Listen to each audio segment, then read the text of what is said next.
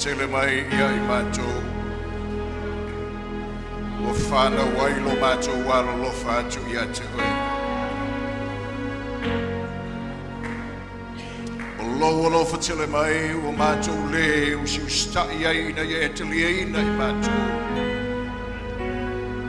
A ua mātou si ustai ona ua e te liaina I mātou I lo lofa.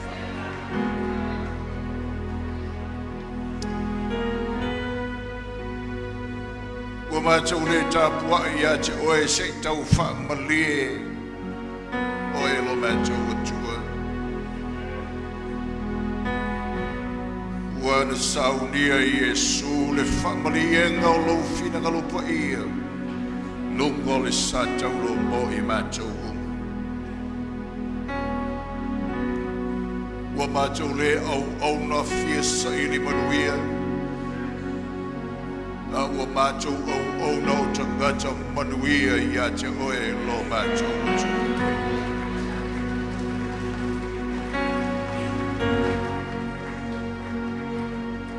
Ua mātou le whamangalo atu se whatau ana wina se whamalo mai tangata.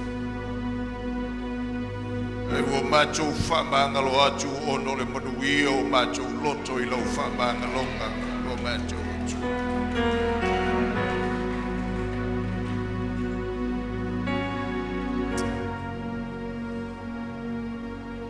Atala silo ulo falo me tua.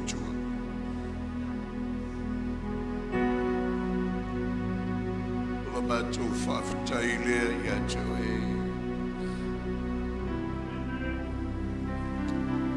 Wale whamadu ia tue.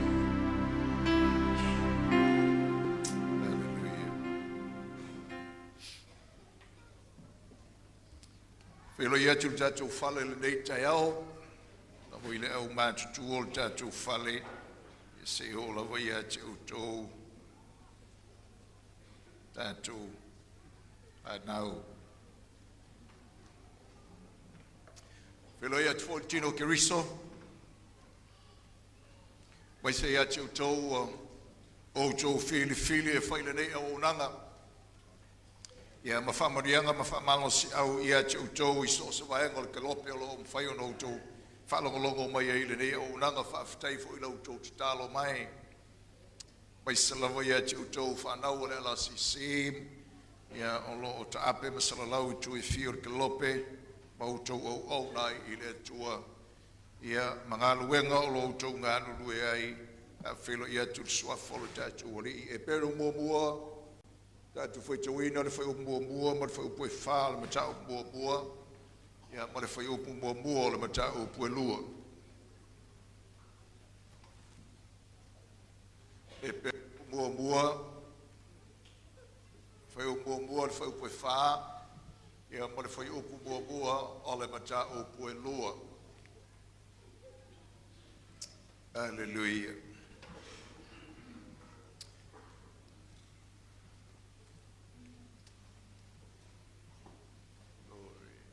Ia, tātou whaitau whatas. O le atua, na wheta lai mai ana mua I o tātou tamā e ala mai I perofeta. Nā ua I mai I whainga ese. A ua wheta lai mai I a te I tātou I nei o nā aso e ngatai e ala mai I le alo. O le ua tō fia ia e whai mea umalava monotofi. Na ia whaia fo'i mea uma e ala I a te ia.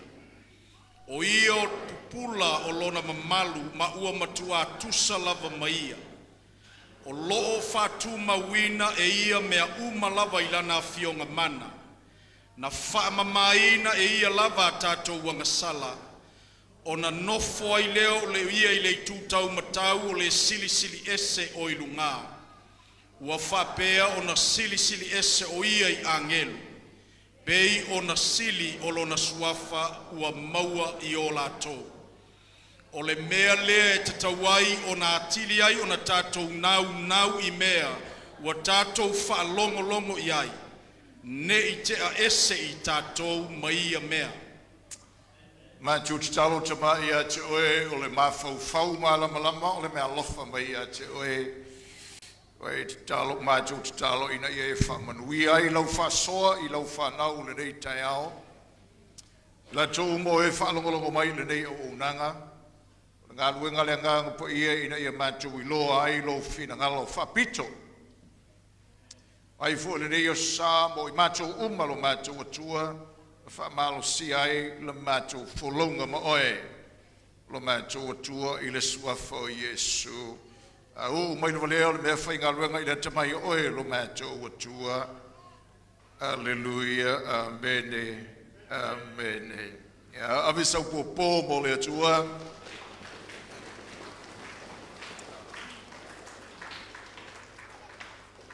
Alleluia.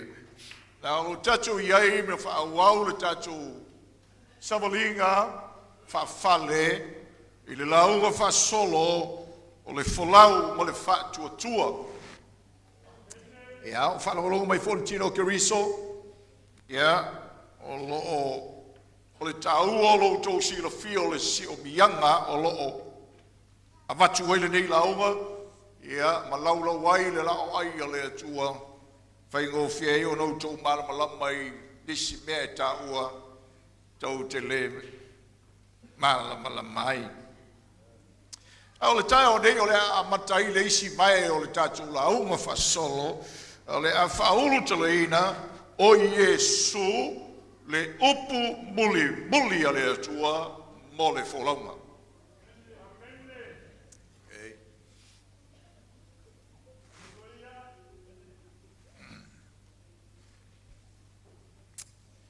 Today we start a new leg of our series, and I have entitled this leg, Jesus is the last word of God for the saint. Amen.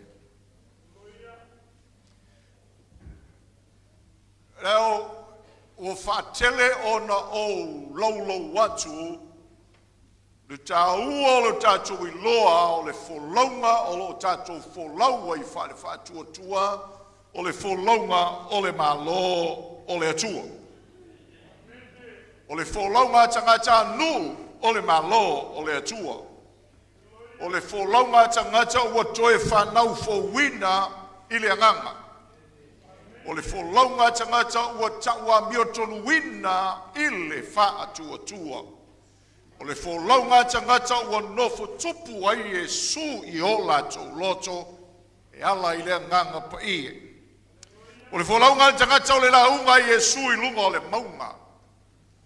Wholaunga le masima ma le malamalama o le larolangi.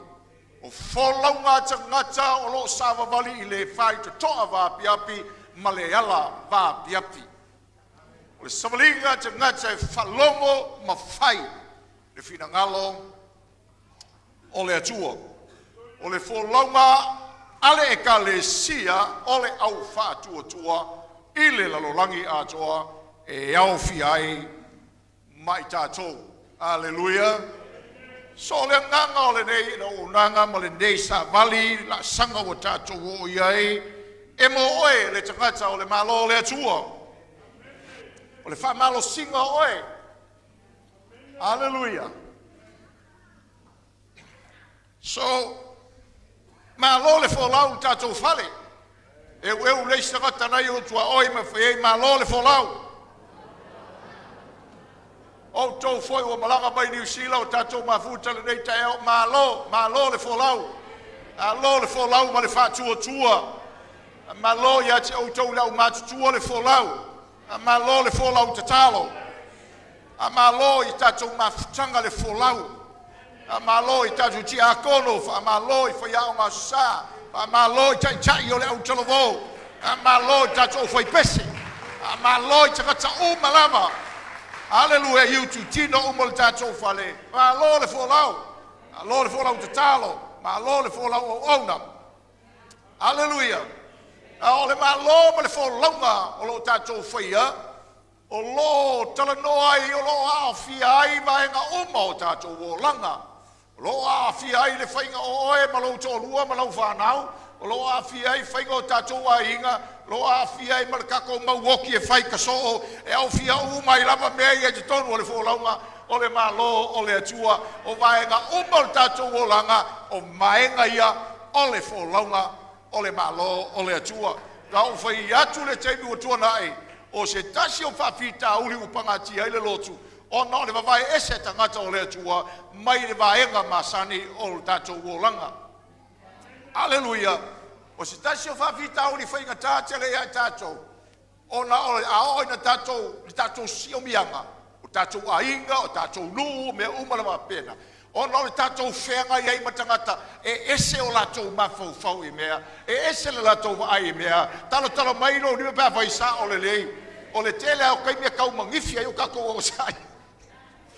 I mea ia, because in reality o le wholaunga, o le whainga tai o le tātou whai tonu matangata, e ese le lātou tō wha sila. A o tangata le tua ma le whasidonga tu spaia, o tātou o langa, o vaenga o malawa ia, o le tātou wholaunga ma le whatua tua, o fia ilo whaimati a kono, o fia ilo whaimamatai, i te tono le nuu mau tātou a inga, ma mea o malawa tātou te whaia, o vaenga o mai ia o le tātou wholaunga. O le tāua nā le whanau o le tua whanau longo mai fwoi lea, lea ngai mawhai o na whita iai le istangata, ma lui tau, e le o lui tau inai istangata. Teimi fwoi o tātou whaasangalawa e tātou ia mo tātou ta mai whare puma mo o tātou ma tātou whanau, e ono ese mea o lo tātou whaasanga iai ma lui tau, ia o le tāua nā o le tātou loa, po a mea tutupu, po a whese se ingo ia mea, they are all parts o vaenga umaia o lo tātou wholau male atua i le teimi o lo tātou iai. Amene, ave sau popo mo Yesu.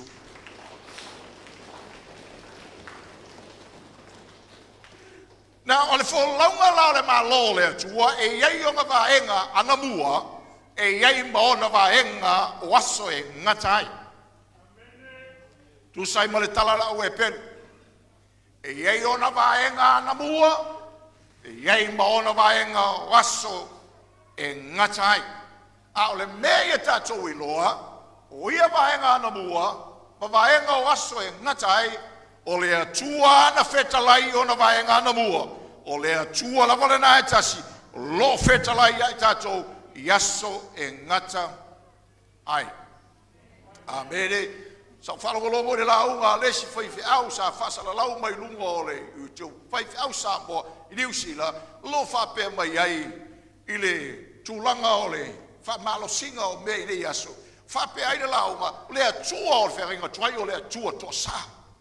A le atua o le wharenga fau o le atua o le alofa. Ea, e sa o le tala. E sa o le tala ala sisi. O le atua le whainga tuai, o le atua tō sā, o le atua le whainga fō, o le atua alofa. Amen. Aves mō pōmo Yesu.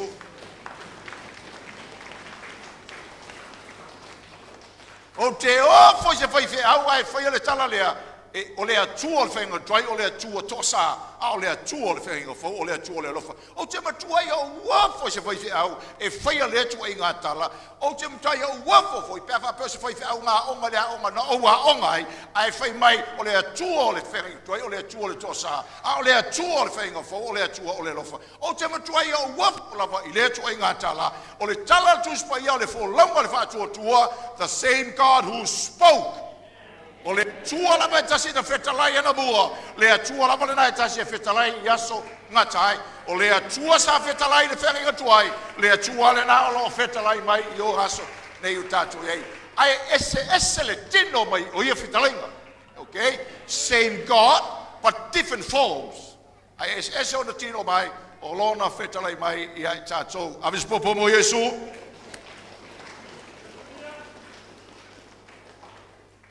Nau tatu i loa lea ana mua, fo mai tala tu spaia, sa whetalai mai lea tua ana mua. E ala mai profeta, i whainga ese. Aleluia. Sa whetalai mai lea tua e ala i profeta, whainga ese. O le a matanga la o leo langa. I le maai o le tangata o le atua. O lo samali le whaolaunga lea.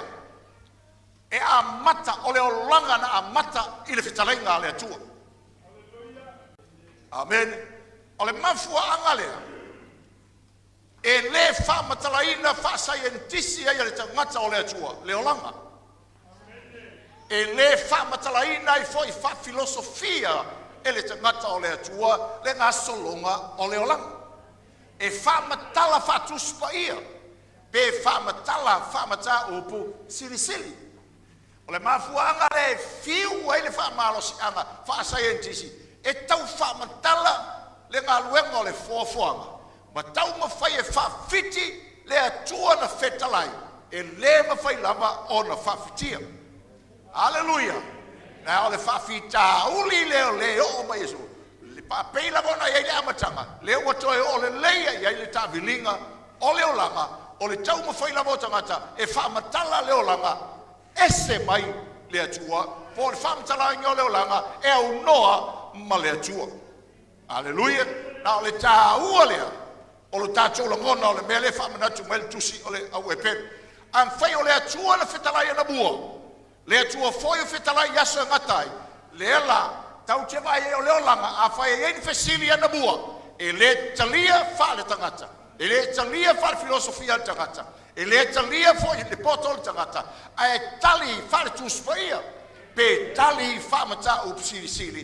Pe wha mtalaina wha mata o psili. O le mea foi le utatu iei nei. Ma le sawa le koviti. Ma le o mai o makasine. Ma tula fona mai a inga. O le fesuia inga o le tau. O lo tau ma whai na mareo langia. E wha matala wha scientisi. Wha matala wha le nātu romea. Wha matala le vainga le tangata. A le tangata o le wholaunga o le malo o le atua. E wha matala wha tuspa ia le mele tātou te iai. E wha matala wha matau sili. Le mea le tātou iai. Le nā la sina whamanatu. Na amata na whetalai mai le atua, whetalai ngā le atua na tino mai ai mea. Na fōfō ai mea. O le whetalai ngā fōfō. O le whetalai ngā fōia le atua na toi na amata ai le porkalame whaola o le lalolangi I na uanga salam. Ia le tangata. Hallelujah. Le la o le tāua le mele. Ina ia tātou ilo ai. O lo na whetalai mai nā mua. Ma o mai ai whai o tuai. O mai te mina maliu a Yesu. Okay? Whai mai lo laia. A o aso e ngatai. Wa umana o i tātou. O aso na amata mai lea. Na amata mai le sawa Yesu. Ilona. Au te lenga nena. Maliu. Toi tu. Soifua mai. Wa fio ai le ungare langi. Fio mai langa ngapa ia. Nga ioi le kalesia. Whaatali le taimi avei. Whaatali le taimi toia fio mai a Yesu. O aso ye ngatai. Na whalonga mai le whanau le tua le memo bo te manao e whalonga iei. Ua tumu aso e ngatai I le mau perfeta. Okay? Ua tumu I le mau perfeta. Ua tumu I le mau whaiaanga. Ua tumu I le mau apostolo. Whalonga le mai se whetala. Ua tumu ai. O le tala tuspai. O aso ana mua. Na whetalai mai ai le atua I whainga ese. E ala mai perfeta. A o aso e ngatai. Ua whetalai mai ai le atua I le alo. O lona winga le whanau o le atua le tino ke riso. So se perfeta e whai mai o se perfeta. A e nate le a oa le upu muli lea o le wholaunga. Yesu le upu lea. O le perfeta pepelo le perfeta le na. Okay? Wai? Le anga o perfeta le whenga tuai. Sa whai mawhafonga o le atua. Sa whetalai mai le atua e alai pero feta. O le mga luenga la perfeta sa whai. O le whairo mai o le upu ale atua. Ai whai mai le tuspai. Aua fio mai Yesu. O ia o le a. O ia o le upu ale atua. O ia o le whetalainga le ale atua. I aso lea tātou te iai. Sa whetalai mai ale atua e alai perfeta. O profeta la na la tau tau mai le upu le atua. A o Yesu o le upu a le atua. O le upu lea o le malo I aso e ngata ai. Okay? Elei mtua mama today na fia tatou ma tatou moli mawina nisio o fa mo sa fa ia pia taulanga. Male fa mana tuina o tau sabinga Israel. Okay? Okay. Na feta lai mai le atua na mua. E ala mai perfect. A o feta lai nga uma le atua e ala e perfect. Na fasino uma ya Yesu. Na tautala uma I le fio mai o le Mesia. Tautala uma la mai le fio mai o le atua. Tautala iai le fai utaia. Tautala iai tau saminga a Israelu. Tautala iai le fale feta fai. Tautala iai le malu malu Yerusalema. Tautala uma mea ia Yesu. O le teimi lao aso e ngata ai. Teimi o aso ngata ai. Teimi o le ekalesia. E leo se teimi o ni tau saminga. O le teimi o Yesu le upu muli muli o le malo. Halo. Abis popo mo Yesu.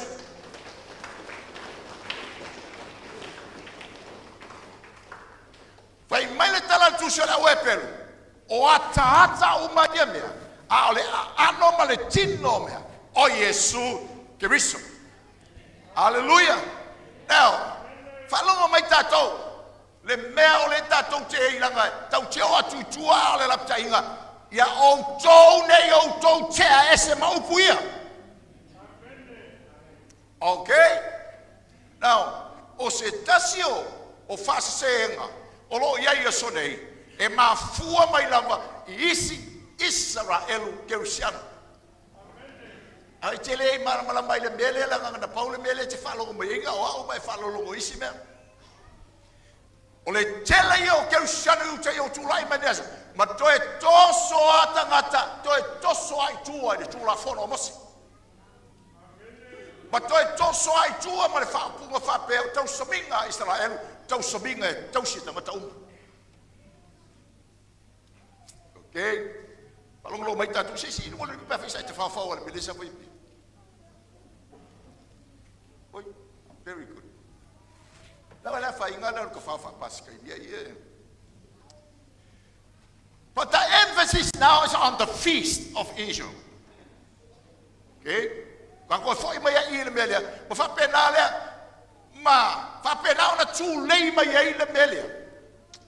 Ia ale no fole le la fion ale tu. Na ti lo fai si fe o lo fe au le pol fole nei. Ele fala con lo tino Cristo. Okay? Sa fa ia oi. O le malanga le na ma o Israel. Na o tu le mato o malanga o tatalo ile pao o awema. O the waiting wall. Ma tu ia la tu mana o mai bongo solo ingale. Tu nale ile pale o le awema. Le waiting wall. Ele I fai ma wala mena na. O le tena o mela to e fai to tonio. E o mai ai tangata. Ua se le me fa ma mafa. Wa ese le me anga I le taula inga. O le tala o ele ai o la le mer Kerusiano e le fai pale. E momono ni tatou te talo ile pale o awem. A le tala tus pa ia ile Roma I lima o tatou mawale le lenga male atua. O tatou mawai le ala o le alo fatu no o le atua. So se taimi tatou te na o ile atua, tau te fafsanga I male atua. Tatou te fai te talo ile atua. Ka kou te le fai te talo e ui aku I se pao se awema.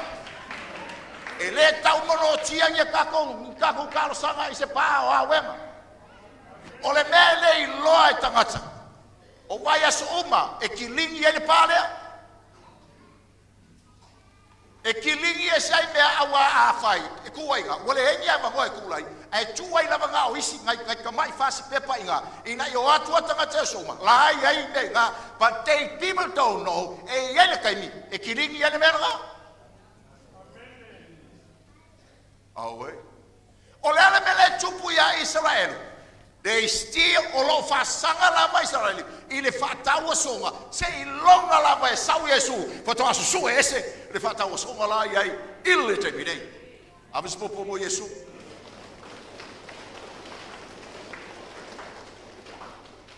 Sa feta lai maile e tua na mua. E ala mai profeta I whainga SS. Awa feta lai maile e tua I ona aso e ngatai. Ile alo. O le feta lai ngā Yesu, ale atua I le mole malo, o le alo. Okay? Awas popo Yesu.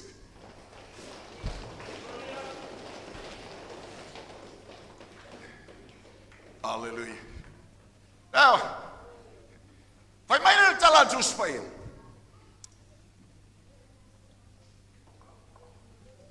O le upu muli lea. This is God's final word for the end times. Now, mai tau mai lea. O le whaupunga la o Yesu le upu muli. O lai tau I e tonu mea I e tonu. Lona tangata. Ana o male ngā luenga ato o tōl whaarutanga na I whai. Okay? When we talk about Jesus as the final word, in the last days, it includes three things. His person, His teaching, and His work of salvation.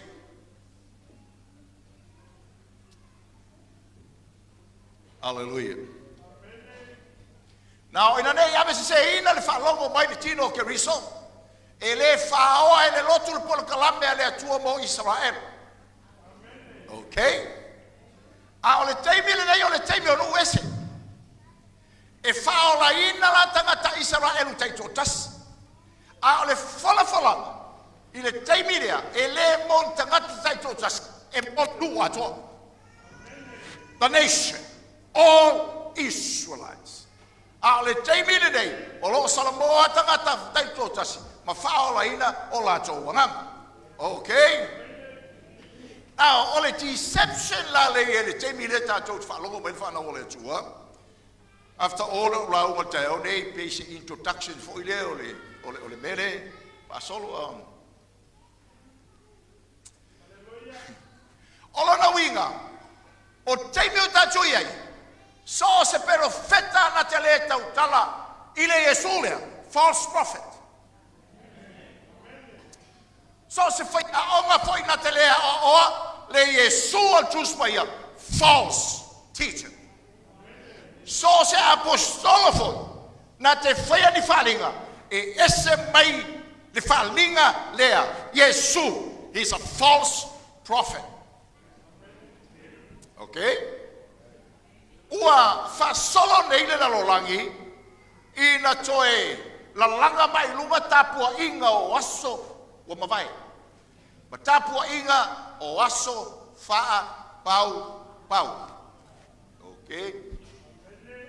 Ma tu mai tutonu ma fa filongia mai e tutonu o le soifuanga fa le fa tua. Sa o fai atu ia te auto le tino keriso. Le galue mai o le aria le rangi, tusa ma upor tuspai. Ile fautia o le lotu, e le o le fama mafa, o Yesu le upu muli o aso e matai. Okay? O le tu fata si o tapua inga, ai ese le Yesu o lo whawaiai.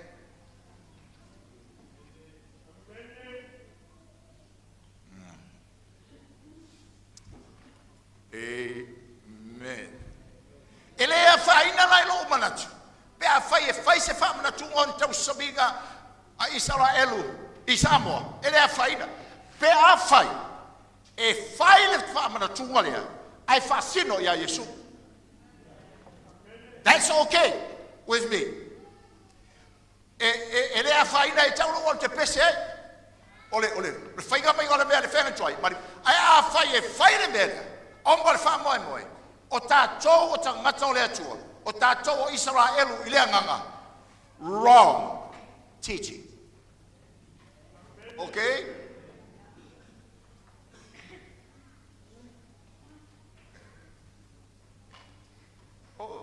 O sai man ka ko fale la nga le nga ta chou le la o le wat o ka ko le o ko le la o nga alu mortino ke risole ta chou la o le le fa yatsu aleluia ale ta o la le na o le Yesu le upumoni Yesu lona tangata fai mai fai upu en tato fai etua o ia o le atua na ia fai a mea uma na fai a ala ia teia okay o ia o le atua o mea oma na saunoa ia Yesu mea mai lona tama aleluia le la o fetalai mai o tatou tai no le tāuala o lo tatou nofo le lei ma tatou malama le lei fa pena on tatou ilo fa masino le fetalai ga ese i teimi o lea ua tatou i ai nei fa longa mai na tala le la fa yatu e iai le teimi e tūlei umai e malo o le laurangi e ka le sia i na ia maulu mai lalo fa potu putonga o lotu i to tonu o lea tunu ma lea tunu tātou lai Samoa e iai le mea ka o le NCC o le NCC National Council of Churches ia le tūwhata singa le e le Katoliko le Metodisi na Kaiki Nasareta Mamonga Penga vaenga lea iai lo le teimea tūlei mai iai le mera na a tūlei mai Samoa ia i whalonga mai lau tala le whai atu e le molu ai le ALCC lalo le mea lea koe whalonga mai e le molu ai le ALCC lalo le mea lea e le molu ai le ALCC lalo le mea lea okay why because it's a false Jesus e le mawhaina tū whata si ai oe e te talitonu i le suo le atua ma le Yesu le Isalama e le o se atua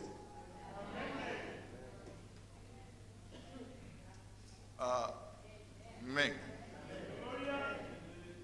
so le winga le tala lea le nganga le lea uma whalatu tusi lea ka we peru e whainga ta ai le whalaunga ta eo ona a le molu la tātou i lalo le mele ona whaita wina leo tātou o tangata leanga po tangata tete okay a le tala la weperu ia lela whaiak o le tusi na muai ave i keusiano walulu ina le whalaunga walulu ina le whalaunga ua sawa ina le whalaunga kusi lau e peru o lo tusi kerusiano e peru walulu ina lela ua whaososo ina tangata e peru e toi foi ni tapua inga whai uteia e le tupu le mea kako ae vai mai ae tupu ia tātou le melea o lo tātou toi foi i le whainga whare tapua inga e molua ia so se mea tau te toe foi ai lo tātou o langa lotu wana mua. Nā ona tau lava, ai ka kou ke iesa i mea uma. Tātou te toe foi ai lo toi ngā whai ngā lotu. E tau le atua, ai tupu a tātou i e tātou, o le mea mafuri e le tō tele, ma ulu atua i matangata, ma amene atua lau whapena matangata. Tau te toe foi le leia, i le kuai ngā whai loku nga, wai, langa i saunga le muai. It's safe. A whapela o le mele na e tuputea. Tēnau whai atu nei o mea ia lua plan i ene malo, tēnau whai o mea ia tusa ma le polo kalame au au o le United Nations. Wai, langa o le tala atu uspa ia, o le kosonga mai ngā uma inga ia whai lotu e tasi, tapu inga e tasi, ma le malo e tasi. Ua utu whalongo so iei le tala lea, au te i lola wa. E ia ia tangata o tātou, e i ngokua ia mea ia. Po polo tangata nei o tafa mai i saoanga.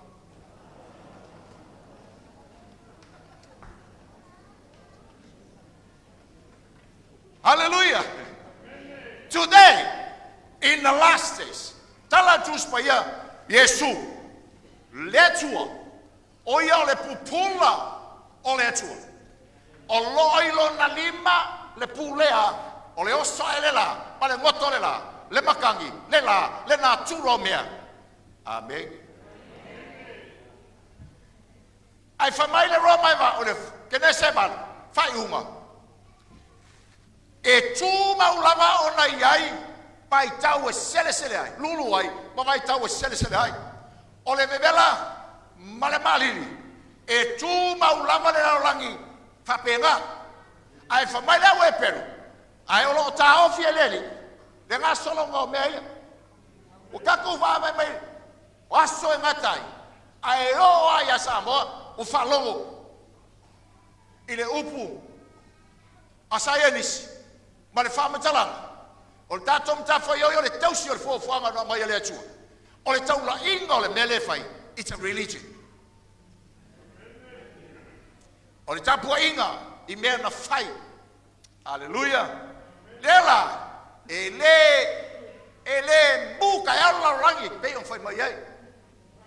E whiu ni tangata e whaianga whainga. E tū maulapa. Le vevela. Le maalini. Tausanga e lulu ai. Tausanga e. Whawhetu mauna mea. Whamaitus mea whainga whau. It's in the hand of the Lord. The Lord holds everything. Se ia le taimi.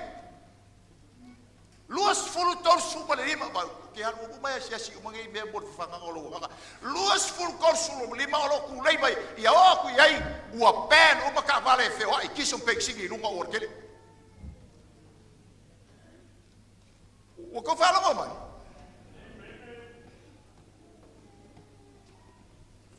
Ele no pe va fittino na mesa mo. But that's the agenda. By 2025, ko sanga. Ole le luas laus luas. Lu afe luas ulim. Leanga ole take lu afe kolsfu. Ke kele me ye di mo ka ko ma malo ke mo ye do kalo. You need to pray. Ore. Malama tell tatu whainga malo I mea tuatu ai o whawhita auri o life CC ni pe whawhenga kaunta le mea lea. Whawhita iai. Ia mea iu tatu iai. Hallelujah. O le ngatala nal whanamere whana o lea tua. Masalo o ta ngata Samoa lai whawho New Zealand. O le whanamolongo mai ka Samoa lai New Zealand ma Australia. Mai te loi ti ngalo fina ngalo lau tala le whatu ai. O le tele o tangata Samoa la o tafe uma I perfeka mai Afrika. Alato wa onga. How sad. How sad. A o le tele o ia perfeta malato perfetanga. Malato wa onga. E le o le Yesu. Wa feta lai mai ai le atua. E ala pe ona fai mai ai le tala tus mai ia. It's a different Jesus altogether. A suia tangata o nga tus pa ia e ese de Yesu. Half truth, half lie, it's a lie. O le upumoni tu fantasi ma le messe, o le messe lava. Lumo le tu. Fai mai aniva o le mau le tala aniva na fai na ele be na alu ia pe nga ba esa ka me alofa inga. Ai mai le me alofa fa tu so tanga lo alang. Ya sa kau mau aku lalu koreng o mai sau ba orang ngam mai le ke di sau ba.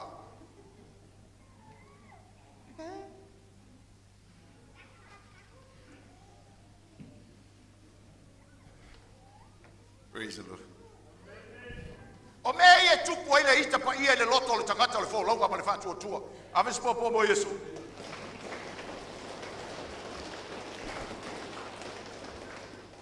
So falo o le tatu fale. Nele so se pero feta mai se ia so ne tatu ai. Ai toi fai mai o le falinga le mai le tua. No.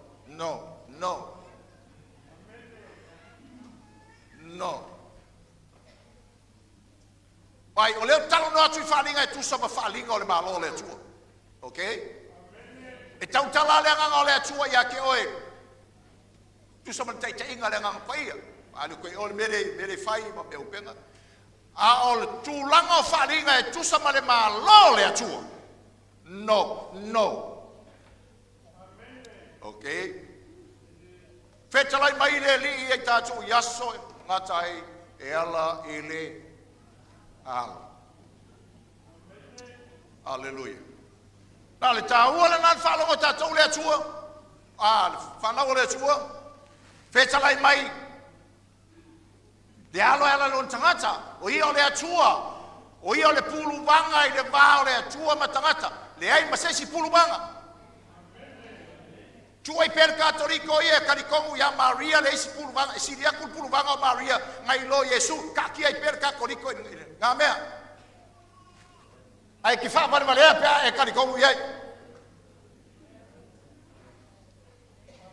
Jesus is the only mediator between God and man.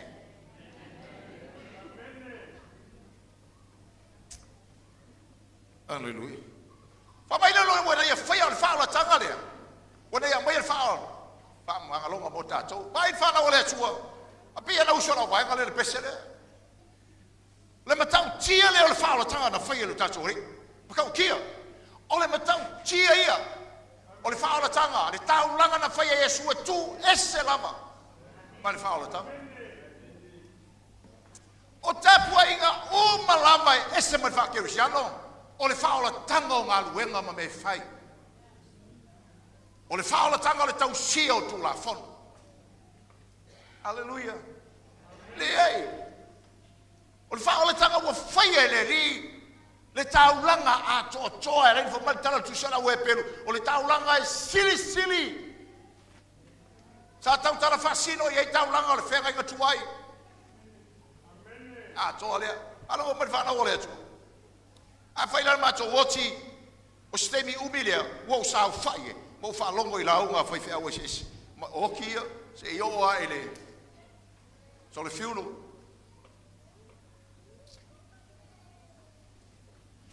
Whalongo mali mwhapeolo talutu e ka lo whai. A lo whai. Whai mati whana o le tu. Whai mai. Le matau tia le lo whaola tanga. E te le saule lotu. Pa longo le mai. Ono o tau pasae lo o lofa I le atua. Koe whalongo mai. E le o le tau pasae o lo loto I lo o lofa I le atua. E ringa I saule lotu. E ala na e saule lotu. Le anga wa e lo le tau pasae o le alofa o le atua ia oe. Okay? O le alofa o le atua ia te o e wailoa. E a lainga e saule lotu.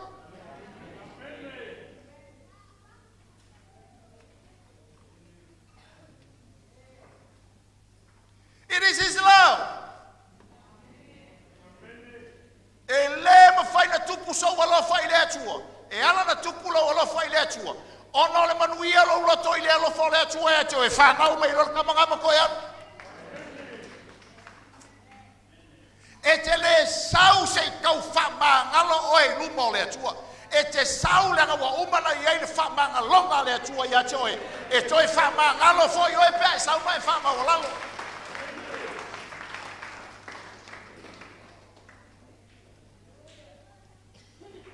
The reasons why you ask for forgiveness, because you are a forgiven saint. O oe o le tangata wa whamangalo ina I le lofa tu no le atua. Ma whani ai ona e wala au le whamangalo o I le teimi mo le teimi.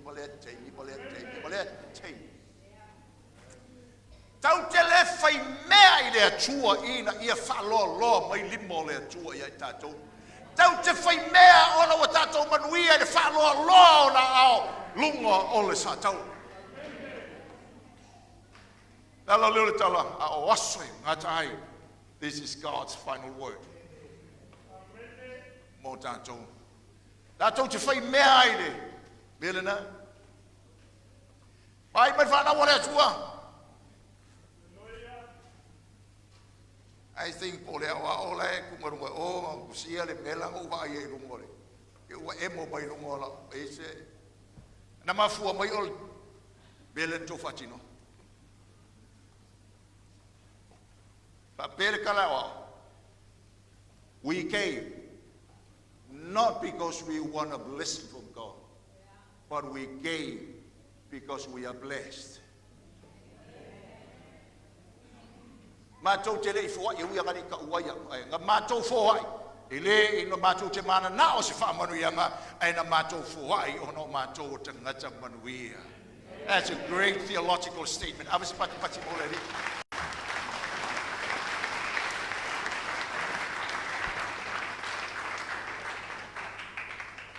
O tala ia tu sera weper. O ia faia le fa ola tanga. Fa mangaloina tawa tua sala. O le sili leo Yesu. Ele era weper. Le la fa malosi la i tangata yo keusia. Fa malosi mai le nga pa ia tatou taiao. O le fa malosi la le tatou keusia no taia. Jesus is the last word. Ele o malo le rangi last word. E leo na fai por kiki e fai ana muni. O Yesu, fai mai non fa malosinga. Le na keusiano go all the way. Follow ma le fa tua sei follow sei o le unga. I want to keep up. I want to fa vai fa longo ile upu muli. Tu ilo loto le upu muli. Hallelujah. And sail to the end. E sou le folonga, e sou. E palasi ai sensi le sami mamalemo ai folonga. E palasi ai nga kale sami mamalemo ai. E feoti ai tangata le folonga, e feoti ai le folonga. But don't ever think of going otherwise. Ai awala mana e mana to ai sensi upo silia ku ai ole upulea. Pai man fa na ole tua. O feoti o tatu tangata le folonga. It's okay. O feoti lungo le folonga, ele o feoti fafo atu le folonga. O mamai e pele ya tato, it's okay o le mamai lungo le ala vapi api. O tato mafatia, it's okay. O lo tato mafatia I lunga o le ala vapi api. O lo tato mafatia I lungo le upu. The last word.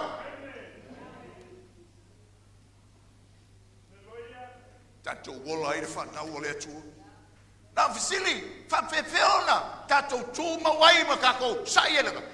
E mo mi e fa fo wino tato ma fo le upole tua. Le upu muli lea. Fa fo wino tato ma fo le upole tua. E winga ya Yesu ma meu fa le nga tawo kako ma fo ile folonga. Aulotu, ele alanga umi na ulau. O uma hora kako ainga ele e mingisi. Ele engi la uma ilalo se kors furmi uki.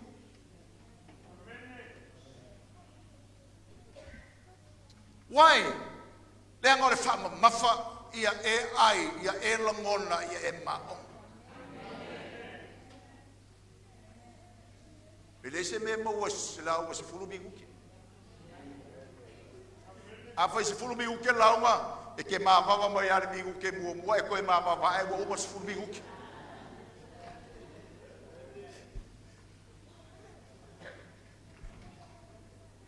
Try alwe lo ku se sino. Na e ngofo ile e saule mes fulu ni mi uke e ke fa lomo ku ngale mangeso lo manga vale mele mo walu mo sulu. Le winga le ele ma fa fo wina yo lo ma fo. E mo mi lo fa lo ina e fa fo wina I pe o kako ma fo le upu muli.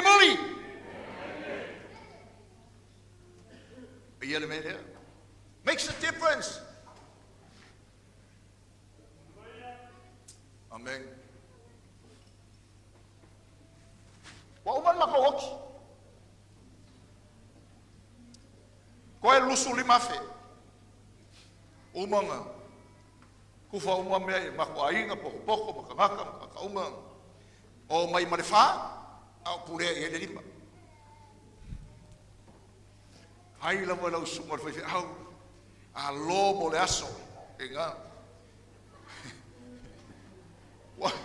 wa mai il ma to lo to fale macho uso wangi berfangau Toelupe suri mafi o tu fa singo macho ko mai kimako par sumo ko pofi lo suri male ko fai lor ku fa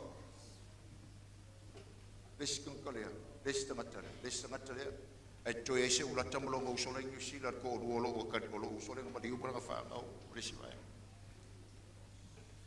ya oilea se ulaka masingale o ya ka ele samila o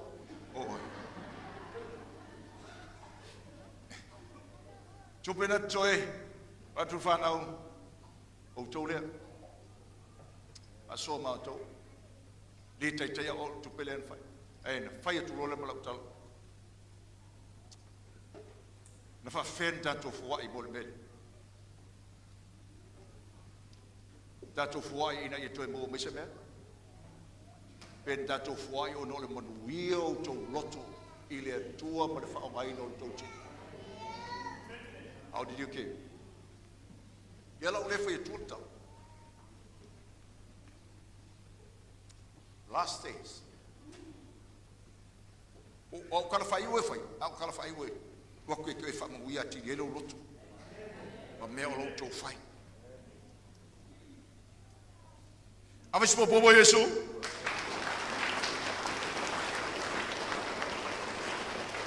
Makes a difference. Makes a difference. Oil to matal for loma. Langai fa fo alo ma fo le upu muli le. It's a fai mea ona oil to ngata manuia le lotu. Te au ona oil to ngata au ona. Te fo ai ona oil to ngata manuia le lotu. Ile atua. E moni le alofa fa ele mele langa wa nofo le moni le alofa le atua e tu tonu I e le a una ai pe ke le pe la kiki pa you keep e no fa tu le ai te am fai te le ngi se me ku fa mako e on to to le lo fi what have you given for the funeral of your mother la le me na e fo ai moli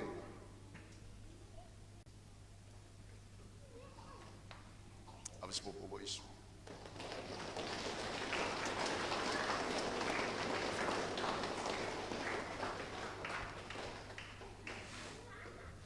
Opo muli. Mole follow. O Yesu. Na falo belo tatu fale.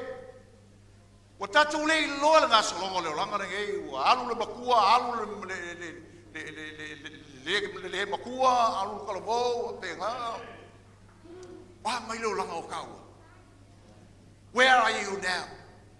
Follow le tua. Toe va ai. Ile oil stangato le malaya oil stangato le manuia. Le manuia uma manuia le afo le manuia le tua ko loko. We are blessed people. Le like ngar follow. Ma tu topu mea. Ai tau te vivia i le tua. Why? E ui ka ko le malama i meia. I will kako malama le upu muli ale tua mole folawa. We know our God. Ele fai tatu faftia tatu fai oficina fai te auto. What in the world is going on? What? Fana ole tua, God won't answer that question. Ele talia mai le tua mena. Awa mai le fionga le tua. Tatu te le ilo pulan mo kupo ya mea. Ia vai le ke uolo sista le kaumo. Ai ka vai le sista la fua ba ku foi fare mai ka fa ola fo.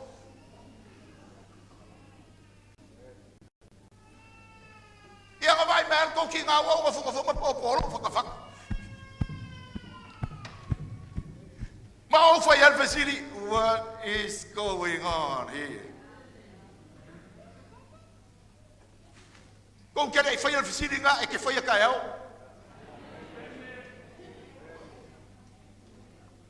Matua mai matua ia tau. E alan tatou ono sai fai ngata ta mai. Lenga mo kako manguia de ono sai o le tua ia kako. Hallelujah. E feo lolo isi o tou. Au le ko ke falo lolo mai fai fai o fa manguia mai le ko o kako loko. E ai se meo le o langa le gei le yo ia mai. Manuia le loto. Le lai o ke ngia ka bai. E le mawhainga ki a ia.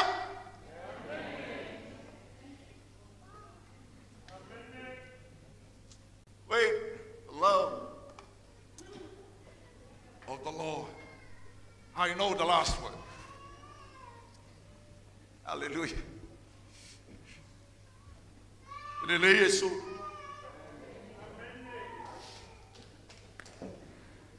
Upo le ola. Upo le alofa.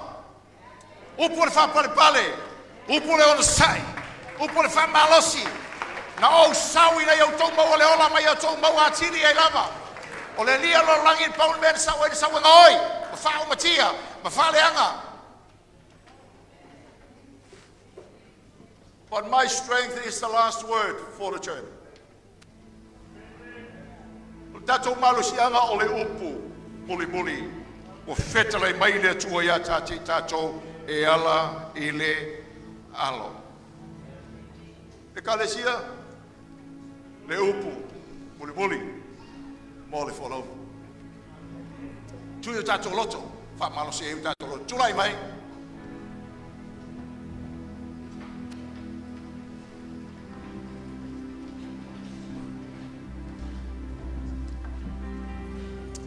Hallelujah.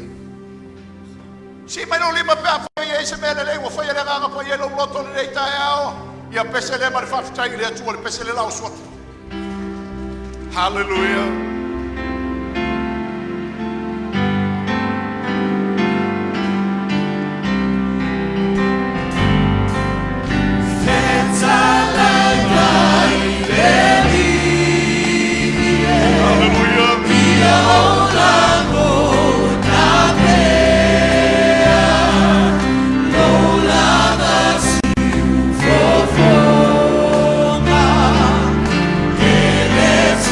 Ooh.